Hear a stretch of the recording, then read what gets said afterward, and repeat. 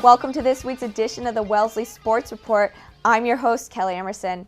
Busy week here in Wellesley as the field hockey, football, and boys soccer teams all had games. We begin by checking in with the football team who hosted their annual night game Friday against Norwood.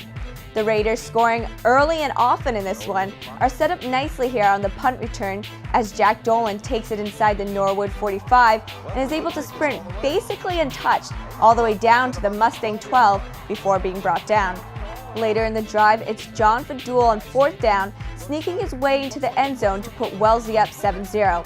Next Raider drive, they have it on third down at midfield as Fadul drops back, can't find anyone, and decides to keep it on the ground, dashing over 40 yards to set Wellesley up inside the 5-yard line. That would lead to a TJ Noonan touchdown to put the Raiders up 14. And on Wellesley's next possession, we're still in the first quarter, mind you. Fadul gives it to Connor Russell on the end around, and the senior takes it 21 yards for the score. This was basically the story here as Wellesley goes on to take this one in a blowout 48-7. With the win, Wellesley improves to 2-3 on the year. This past week, the field hockey and boys soccer teams were also active, hosting games at Sprague Field. For more, we check in with reporter Natalie Hart. We catch up at Sprague Field with the boys soccer team in an exciting matchup between the equally tough Framingham Flyers. With both teams in the Boston Globe Top 20 rankings, it was no surprise that players on both sides would bring an extra level of intensity onto the field. Early on, while Framingham is busy arguing a penalty called against Adrian Dobraluka, Ryan Stuntz would take advantage of it, sets up, and quickly kicks it through uncontested. And the Raiders would get on the scoreboard first, Wellesley up 1-0. Later, Andrew Deneri with the long free kick deflects it off Flyers defender Al Lynch. But Lynch's header goes right to Soo Young Kim, who makes an incredible play and bicycle kicks it out of midair and banks it in for the score.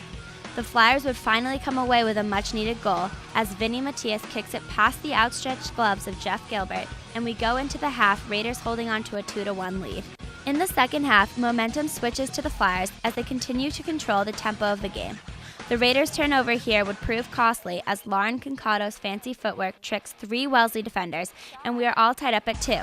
Raiders would eventually run out of answers in this hard-fought matchup, but would come away with a tie, the final 2-2. Fast forward to the field hockey game on Friday as the Raiders continue to impress, not relenting in their run for a tournament seed.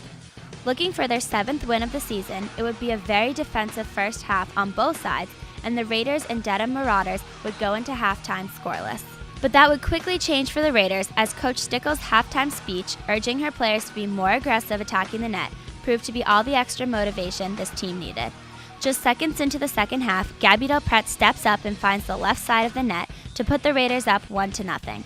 Delpret would not be done yet though, as minutes later Maggie McKenna's shot comes up short, but the rebound is loose and Delpret banks it in for her second goal of the half. For Dedham though, it was a completely different story as the Raiders' defense was relentless, frustrating the Marauders for the full 60 minutes. And Sarah Goss's slapshot goal would seal the victory and the Raiders would shut out the Marauders in this one, 3-0. With the win, the Raiders improved to 7-3-5. For Wellesley Media, I'm Natalie Hart.